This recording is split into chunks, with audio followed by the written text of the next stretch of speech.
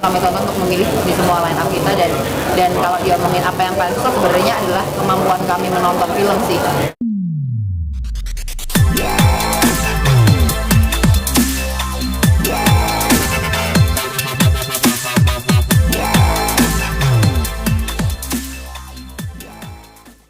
Dan juga ada dari Jakarta Film Week kembali digelar untuk keempat kalinya.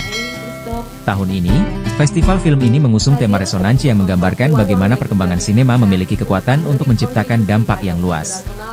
Tahun ini, tercatat ada 1.132 film dari 85 negara yang diseleksi menjadi 140 film dari 50 negara. Film-film yang tayang pun rangkuman dari berbagai genre. Dari film-film yang telah terseleksi dapat ditonton secara offline di CGV Grand Indonesia dan Taman Ismail Marzuki. Namun sejumlah film yang tayang di Jakarta Film Week juga bisa dinikmati secara online. Program Manajer Jakarta Film Week 2024, Novi Hanabi dalam konferensi pers yang digelar di kawasan Jakarta Pusat, Rabu 25 September 2024, mengatakan, "Kami sangat bangga bisa menghadirkan film-film yang menjadi kebanggaan kami, yang akan diumumkan segera." Di tahun 2024 ini, Jakarta Film Week semakin berwarna dengan kehadiran film-film dari 50 negara. Program-program yang kami tawarkan pun, kami semakin beragam dan semoga bisa memperkuat industri film tanah air.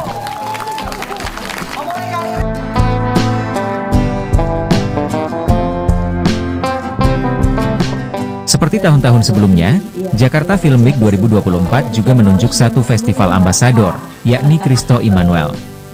Christo pun mengaku terhormat bisa berkontribusi dalam acara ini. Aktor sekaligus kreator konten Christo Immanuel dipilih menjadi duta Festival Jakarta Film Week 2024, yang akan dilaksanakan dari 23 sampai 27 Oktober.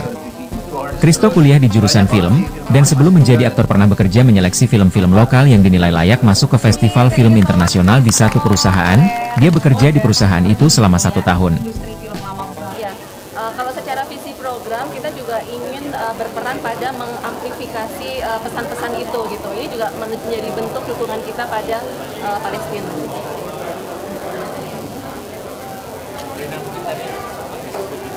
Jakarta sebagai kota sinema, posisi kita sekarang gimana dan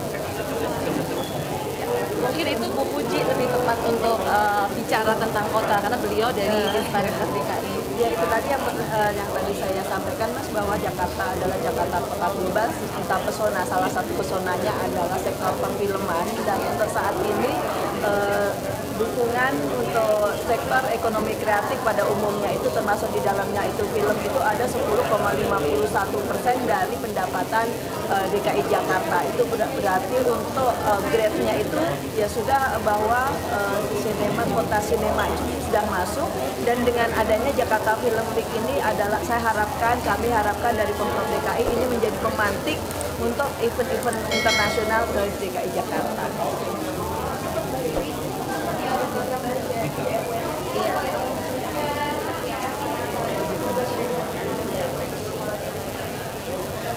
Ya, Freenet ini sebenarnya program bagaimana kita menyiapkan platform untuk talenta-talenta muda ya.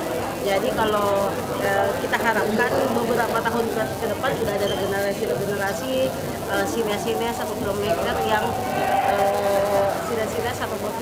yang bagus, yang tentunya udah terasah nih. Jadi tidak hanya secara otodidak maupun terasah di dunia akademik, namun juga kita memberikan fasilitasi lab-lab dan juga pengetahuan dari narasumber internasional yang tentunya diharapkan memang bisa untuk menghasilkan karya-karya yang bagus ke depannya. Ya, Yang programnya kalau dari JFPNet yang kita kolaborasi dengan Kemendikbudristek itu ada bisnis forum. Jadi bisnis forum itu merupakan upaya bagaimana kita mempertemukan investor-investor perfilman untuk membicarakan bagaimana bentuk-bentuk kerjasama dalam industri perfilman gitu. Jadi harapannya dengan bisnis forum ini tidak hanya di aspek kreatif yang kita bangun melalui lab, tapi juga lebih banyak lagi pelaku bisnis berpartisipasi di dalam mengembangkan produksi-produksi perfilman, dan juga tentunya lebih banyak lagi pebisnis yang bisa menggairahkan industri lah.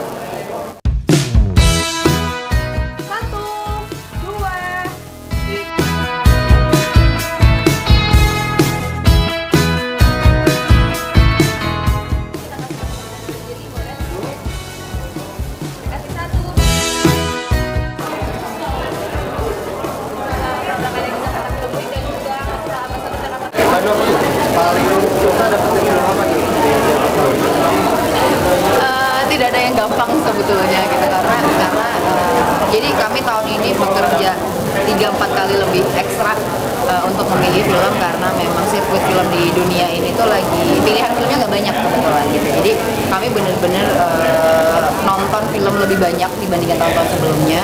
Total sekitar 1.000 film yang kami tonton untuk memilih di semua line up kita, dan kalau diomongin apa yang paling susah sebenarnya adalah kemampuan kami menonton film sih. Itu yang kami ngerasa paling berat gitu, karena kami jadi nggak punya weekend. Satu weekend kita udah satu hari bisa nonton 5-6 film gitu kan, dengan tujuan kita melihat mana yang emang kami paling butuh untuk dihadirkan di Indonesia.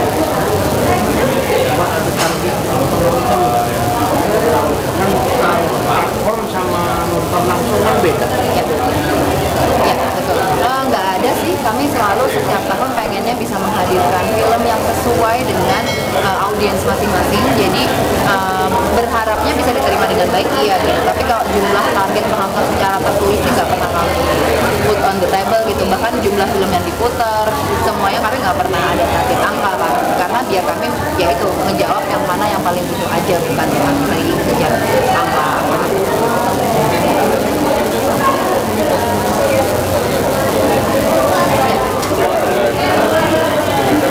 Yes, betul.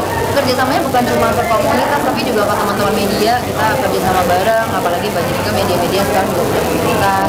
Kami juga jalan ke sekolah-sekolah untuk yang feminitan, kemudian untuk yang perempuan kita juga jalan ke komunitas-komunitas yang punya relasi ke perempuan, teman-teman yang punya gerakan untuk perempuan gitu. Jadi memang di sini karena tadi itu kami ingin di sini bisa jadi accessible, kami bahkan datang ke keluarga-keluarga pengajian-pengajian gitu untuk kita ngasih tahu kita lagi ada film loh, kalau misalnya pengen datang ke Jakarta Film Week itu juga boleh gitu. Nah, salah satu caranya juga kita melaksanakan road to Jakarta Film Week.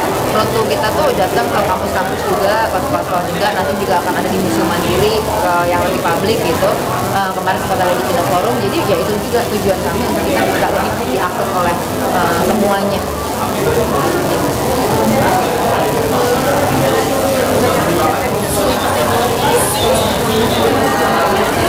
Iya, oke.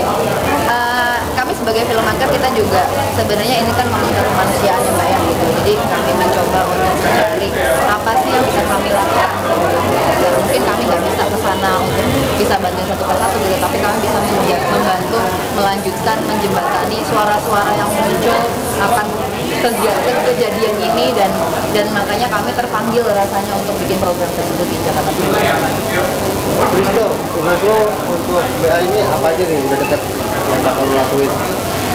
Tugas saya apa? Bikin konten. Sejujurnya aku tidak melihat ini sebagai tugas ya, karena I'm so proud to be the ambassador of Jakarta Film Week 2024. Tapi mungkin apa yang aku lakukan yang pastinya aku ngajakin teman-temanku yang sudah ada di industri perfilman maupun yang belum untuk ikut di acaranya Jakarta Film Week 2024, karena ya seperti yang dibilang Kanovi tadi bahwa JFW ini bukan sebuah festival yang dalam tanda kutip eksklusif gitu. Jadi pengen semuanya justru bisa ikut, siapapun itu pengen nonton film apapun yang ada di film JFW ini gitu sih paling pengen menyebarluaskan lah. Lu sehari bisa maraton berapa film? Gue sehari terbanyak gue pernah, tapi ini campur sama film pendek sih dulu pas masih kerja itu di film festival. Gue pernah 50. Gila. Beneran sumpah. Iya bener. Sama film pendek ya, tapi nggak beranjak sama sekali dong. nggak beranjak kan dari pagi, dari jam 8 kelar jam 8 malam lah gitu waktu itu, film pendek dan film panjang. Tapi normalnya ya paling sehari 2 lah, termasuk series gitu. Untuk JFW ini lu bakal nonton online atau offline? Offline lah, gokil bro, ada offline masa nontonnya di Punya 5 rekomendasi film di JFW nggak yang must watch gitu? Must watch, Paradise of Thorns, terus Sampai Jumpa Selamat Tinggal, pastinya penasaran beneran ini, genuinely penasaran banget. Terus ada I Saw the TV Glow, terus juga ada gue tiba-tiba ngeblank, Memory of My Body, dan dokumenter Susana. Aku penasaran juga gitu. Kalau Mas Adri mungkin punya must watch di JFW nggak? I Saw the TV Glow penasaran banget. Terus ada sebenarnya malah pengen yang gue belum tahu apa-apa, gue nggak baca sinopsis. gue masuk dan nonton sih sebenarnya, lebih kayak pengen nggak expect to be surprise sama filmnya gitu, karena banyak banget dan kerandoman itu kadang-kadang bikin gue makin penasaran gitu nonton. Mungkin kayak agak random aja gitu. Oh, sama Joanna, sorry. Joananya Robby Santo. Ya, sama film pendek sih dari Kelemol Kerang itu juga pengen gue tonton semua, dan spesialnya tahun ini ada segmen khusus genre itu juga lagi seru-serunya, mau melihat genre horor dari mancanegara global tuh udah kayak apa sih gitu.